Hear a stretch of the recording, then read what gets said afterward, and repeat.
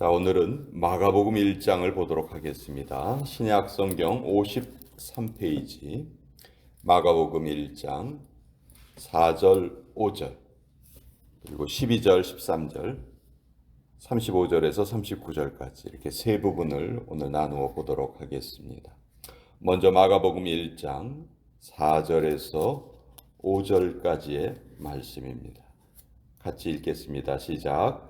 세례 요한이 광야에 이르러 죄사함을 받게 하는 회개의 세례를 전파하니 온 유대 지방과 예루살렘 사람이 다 나아가 자기 죄를 자복하고 요단강에서 그에게 세례를 받더라. 12절과 13절의 말씀 같이 읽습니다. 시작. 성령이 곧 예수를 광야로 몰아내신지라. 광야에서 40일을 계시면서 사탄에게 시험을 받으시며 들짐승과 함께 계시니 천사들이 수종 들더라.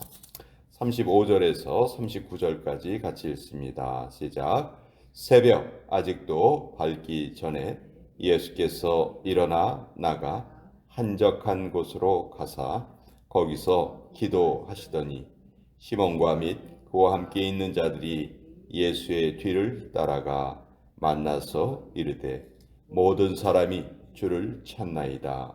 이르시되 우리가 다른 가까운 마을들로 가자. 거기서도 전도하리니 내가 이를 위하여 왔노라 하시고 이에 온 갈릴리에 다니시며 그들의 여러 회당에서 전도하시고 또 귀신들을 내쫓으시더라. 하나님의 말씀입니다. 아멘. 자, 이 마가는 예수님의 12제자에 속한 사람은 아니지요. 아닌데 한마디로 인맥 부자다 그렇게 말할 수 있을 것 같아요. 이 마가는 바나바의 조카였습니다. 또 사도 바울과 전도 여행을 같이 갔었죠. 나중에는 베드로를 도와서 베드로의 통역관, 수행비서 역할을 합니다. 그러니까 초대교회 때 가장 영향력이 있었던 사람들과 아주 밀접한 관계를 맺고 있어요. 그래서 이 마가는 또 아주 부잣집 아들이었죠. 그래서 예루살렘에 큰 저택을 가지고 있었고 그 마가의 집이 제자들이 모이는 장소로 많이 사용이 됐었습니다. 아주 이렇게 초대교회에 중요한 역할을 한 사람인데 또 이 네 복음서 중에서도 이 마가복음을 기록을 해서 제일 먼저 기록된 복음서죠. 그래서 다른 복음서에 아주 지대한 영향을 끼쳤던 사람입니다.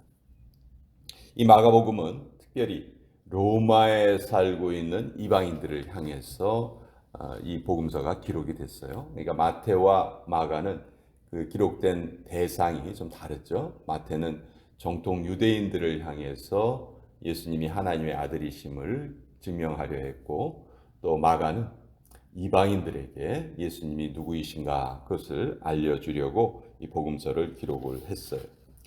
자, 이 마가복음의 시작은 아주 간단하게 시작이 되는데 세례 요한이 등장을 합니다. 세례 요한이 이제 광야에서 그 죄 사함을 받게 하는 그 회개의 세례를 전파를 해요.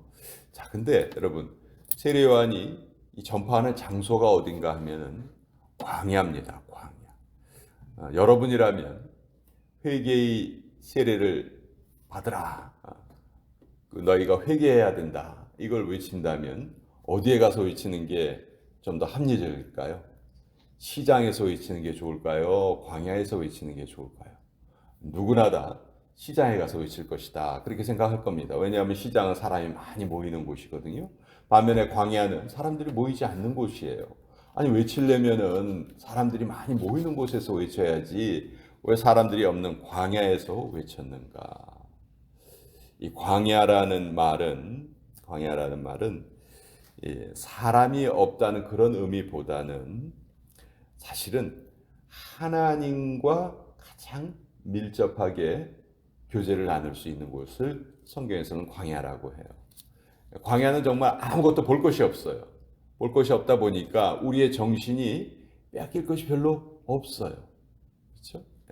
예수님께서도 세례 요한에게 세례를 받으시고 어디로 가셨냐 하면 12절에 보면 성령이 곧 예수를 광야로 몰아내신지라. 성령께서 예수님을 광야로 가게 하셨어요. 자, 이제 모든 사역의 준비가 다 됐다면 이제는 사람들이 모이는 곳으로 가야 하지 않을까. 근데 먼저 광야로 가셨어요. 이건 뭘 의미하는 것인가? 저는 이 새벽 기도 시간도 아침 기도 시간도 우리 삶의 광야라고 생각하는데 어떤 점에서 광야냐 하면요. 다른 것을 생각하지 않고 하나님만 생각할 수 있는 시간과 장소라는 것이죠. 여러분 우리가 기도할 때 우리 한국 사람들은 습관이 있죠. 눈을 감아요. 눈을 감고 기도를 하는 게 일반적인 습관입니다. 누가 시킨 것도 아닌데 가르쳐 준 것도 아닌데 의뢰이 눈을 감고 이렇게 기도를 해요. 그럼 왜 그럴까요? 왜 기도할 때 눈을 감는가? 혹시 한번 생각해 보신 적 있으세요? 기도할 때 눈을 감는 이유는 보는 것을 없앤다는 뜻이에요. 보는 것을 없앰으로써 우리의 시선이나 우리의 주의가 다른 데로 빼앗기지 않도록, 분산되지 않도록. 눈을 딱 감으면 아무것도 보이는 것이 없으니까 기도라는 그 한 가지 일에 집중할 수 있기 때문에 그러는 것이죠. 자, 이것과 마찬가지로 광야라는 것은 바로 그러한 장소나 시간을 의미합니다. 내가 하나님과만 직접적으로 아주 온전히 하나님만 생각할 수 있는 시간과 장소, 그것이 바로 광야라는 것이죠. 그러면 우리가 살아가고 있는 지금 이 시대를 한번 생각해 봅시다. 우리는 어떤 면에서 광야와 정반대의 삶을 지금 살아가고 있어요. 모든 사람들이 다 무엇인가 빼앗겨 있죠. 한국에 가서 지하철을 타보거나 버스를 타보거나 하면은 주변을 보는 사람은 이제 거의 없어요. 다 스마트폰 하나씩 들고 그거 보고 있고요. 이제 이어폰 꽂고서 뭔가 듣고 있고 옆 사람이 뭘 하고 있는지 무슨 일이 벌어지는지 별로 신경도 안 쓰는 것 같더라고요. 다 무언가에 빼앗긴 그런 삶이에요. 근데 그들이 스마트폰을 보면서 정말 그들의 영적인 삶에 유익한 것들을 보고 있는가?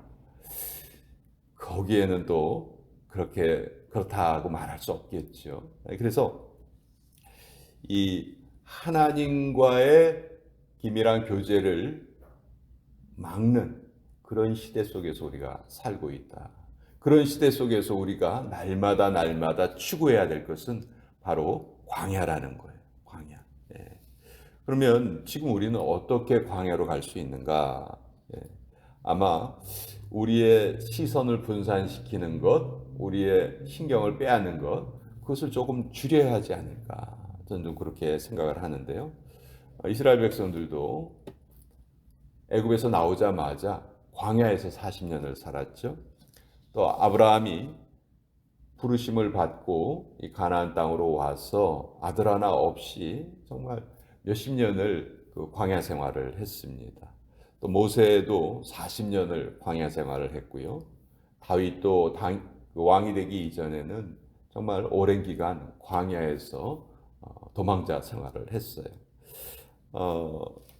사울이 예수님을 만난 이후에 간 곳도 아라비아 광야로 갔죠. 거기에서 하나님을 깊이 만나는 시간을 가졌다 하는 것이. 자, 그러면 우리도 그런 광야의 생활을 스스로 만들 수 있어야 됩니다.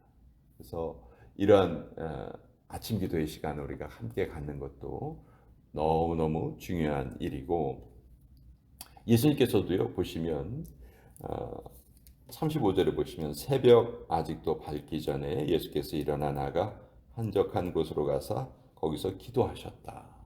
여기 기도하셨다의 그 시제를 보면 현재형이에요. 현재형은 계속 반복되는 활동에 대해서 유대인들은 현재형 시제를 썼습니다. 그러니까 예수님께서 어느 날 갑자기 하루 일찍 일어나셔서 하나님과 기도하셨다는 그런 말이 아니고, 예수님께서는 하나님께 기도하시는 일이 아주 중요한 습관이었다는 것이죠. 그것도 새벽 일찍이 날이 밝기 전에 그런 활동을 하셨다는 거예요. 그래서 예수님이 하루의 시작을 이렇게 하셨기 때문에 이제 우리 한국의 신앙의 선조들이 새벽 기도회라는 것을 이제 만들어낸 것이죠. 그리고 이것이 또 우리 한국인의 그 심성에 아주 많이 참 잘 조화가 되었기 때문에 오늘도 우리가 이렇게 아침 기도회를 계속 모일 수 있는 것이죠. 자, 이 예수님께서 기도하시는 이때에는 예수님이 많은 병자들을 고쳐주셨기 때문에 예수님의 이름이 갑자기 사람들에게 많이 알려져 있을 때예요. 예수님에 대한 인기가 너무너무 높아져 있는 때입니다. 제자들 입장에서는 너무너무 신나는 상황이에요. 와, 예수님의 이름이 점점 높아지는구나. 우리가 예수님을 따라다니길 잘했구나. 우리 분명히 뭐 한 자리 차지할 수 있겠구나. 그런 상황이에요. 그런 상황에서 근데 예수님이 기도를 하러 한적한 곳으로 가셨어요. 지금 사람들이 막 찾아오고 있는데 제자들이 부랴부랴 36절을 보시면요. 시몬과 및 그와 함께 있는 자들이 예수의 뒤를 따라가 만나서 이르되 모든 사람이 주를 찾나이다. 예수님 지금 뭐 하고 계세요? 물 들어왔을 때 노져야죠. 지금 사람들이 찾아왔는데 이때야말로 예수님의 이름이 몸값이 확 올라갈 수 있는 절호의 찬스예요. 예수님 지금 사람들 만나러 가시죠. 근데 예수님이 뭐라고 말씀하시냐면 이르시되 우리가 다른 가까운 마을들로 가자. 거기서도 전도하리니 내가 이를 위하여 왔노라. 예수님은 정말 목적에 집중된 삶을 사셨어요. 근데 이렇게 목적에 집중된 삶을 사실 수 있었던 이유가 예수님이 날이 밝기 전에 기도하시면서 하나님과 대화하시면서 하나님 오늘 제 삶의 우선순위가 무엇입니까? 그것을 깊이 하나님과 대화로 또 기도로 그것을 발견하셨다는 것이죠. 아마 이런 활동이 없었으면 이런 얘기를 들었을 때 그래 가자 그래 가야지 아마 이렇게 대답하기가 쉬웠을 거예요. 근데 여기서 예수님은 그런 삶을 사시지 않고 내가 다른 마을로 가서 전도해야 되겠다. 그러니까 병자들을 고치고 사람들에게 선한 일을 행하시는 것이 예수님의 일생에 보면 참 많이 나와 있죠. 근데 여러분 한번 생각해 보세요. 예수님이 고쳐준 병자가 더 많았을까요? 못 고쳐준 병자가 더 많았을까요? 예수님이 복음을 전했던 사람이 많을까요? 예수님께 복음을 전해 듣지 못했던 사람이 많을까요? 예수님 불과 3년 이 땅에서 공생애를 하셨죠. 그러니까 예수님을 만날 수 있는 기회를 가졌던 사람들이 예를 들어서 예수님이 공생애를 한 30년 하셨다. 그러면 더 많은 사람들을 예수님이 만나실 수 있었겠죠. 더 많은 병자들도 고쳐주실 수 있었겠죠. 근데 예수님 딱 3년 공생애를 하셨어요. 근데 예수님께서 십자가에 매달려 돌아가시면서 내가 그때 그 사람들을 좀 더 많이 고쳐줬으면 좋았을 걸. 내가 좀 더 많이 복음을 전했으면 좋았을 걸. 이렇게 말씀하셨나요? 예수님 그런 말씀 하나도 안 하시고 오히려 다 이루었다. 우리가 생각하기 이상해요. 아니 고쳐줄 병자들이 더 많았는데 복음을 들어야 될 사람들이 더 많았는데 그거 다 못하셨는데 우리 인간 사람 같으면 아이고 아까워라. 내가 조금 더 했으면 좋았을 텐데 그런 아쉬움을 말씀하실 텐데 예수님은 전혀 그런 말씀하지 않으셨죠. 자, 어떻게 예수님이 이런 완벽한 선언을 하실 수 있었을까? 예수님은 자기의 삶의 목적에 정확하게 들어맞는 삶을 사셨기 때문에 그래요. 저와 여러분도 마찬가지예요. 저와 여러분도 할 일 생각하면요 끝이 없어요. 뭐 나 혼자뿐만이 아니고 내 가족, 내 아는 사람 끝이 없죠. 근데 우리가 그런 것을 다 감당할 수 없죠. 우리는 오늘 우리가 해야 되는 가장 중요한 일을 하면 돼요. 그게 우리 인생을 가장 멋지게, 가장 완벽하게 사는 방법이에요. 여러분, 어떤 날은요, 뭔가 부지런히 뭘 많이 했어. 근데 하루를 지나고 잠자리에 들 때, 아휴, 내가 오늘 뭘 많이 한 것 같은데 오늘 뭐 했지? 이렇게 생각이 드는 날이 있고, 반면에 어떤 날은 별로 한 것이 없어요. 근데 그날은 아주 마음이 뿌듯해요. 그런 날이 있어요. 왜 이런 차이가 날까요? 내가 그날 가장 중요한 일을 했는가 안 했는가요? 우리가 이 세상에 태어나서 우리에게 맡겨진 가장 중요한 일은 하나님과의 교제예요. 하나님의 말씀을 읽고 그것을 내 것으로 소화시켜서 내 삶에 구현해내는 거예요. 이것이 우리의 삶의 목적이에요. 그러니까 이것 외에 다른 것들은 사실 우리 어떻게 보면 시간을 빼앗는 것들이라고요. 우리가 이것에 먼저 집중해서 하루를 시작하지 않으면 다 빼앗기게 돼요. 그래서 마가복음은 그런 의미에서 광야를 강조했고, 그런 의미에서 아침에 예수님께서 일찍 일어나서 기도하신 것을 마가는 강조한 것이죠. 우리가 이것대로 살기 원하는 마음으로 우리가 이렇게 아침마다 모이는 것이죠. 그러니까 오늘도 우리의 삶의 가장 중요한 한 가지는 하나님과 깊은 교제를 나누고 하나님이 우리에게 하기를 원하시는 그 일을 하는 것이다. 그것이 오늘 이 마가복음을 통해서 우리가 깨닫는 말씀입니다.